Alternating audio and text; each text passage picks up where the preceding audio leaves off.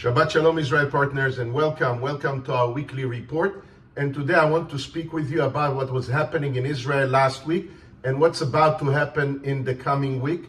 Last week we have literally dedicated almost the entire week to the anticipation, and I can say also a huge fear amongst the Israelis of what kind of retaliation will Iran launch into Israel together with Hezbollah, how they're going to attack Israel. They were talking about this constantly, but thank God nothing happened. Thank God yet nothing happened, and our prayers are working. This is, that's a beautiful praise report for the fact that our prayers are working and the enemies of Israel are not yet attacking us.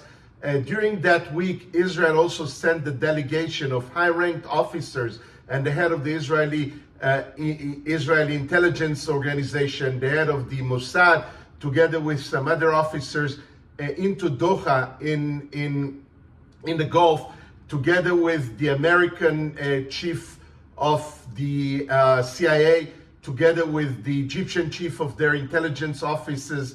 And all these people together are trying to negotiate right now and, work a deal between Israel and Hamas in Gaza.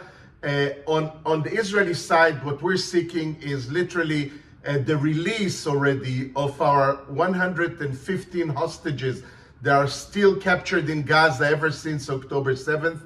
And the Hamas, this terror organization that is installed in Gaza and taking shelter behind women and children, taking even the people of Gaza themselves as hostages while they are hiding behind women and children. They want the war to end. They want Israel to retreat from the Gaza Strip. They want us to literally lose the war. And in between that, the United States, Egypt, Qatar, other countries are trying to help the negotiations to find the path for some kind of an agreement. We know that nothing can be 100%, but the release of the hostages is a huge burden on the neck of it's a huge yoke for the Israeli government, for the leader of Israel, Benjamin Netanyahu, and obviously each and every one of us Israelis. And we're willing to pay a price, but it's really depending if all the achievements of this war will go down the drain and Hamas will reinforce themselves and rebuild themselves and will become a factor once again in the Gaza Strip. We lost big time. So we're trying to find the right way how to release our hostages and what to do. They say also on the Israeli side that there are some breakthroughs, and the Israeli delegation is going to go back next week to Doha, and hopefully something good will come out of this. In the meantime, the Iranians are never ceasing from threatening Israel.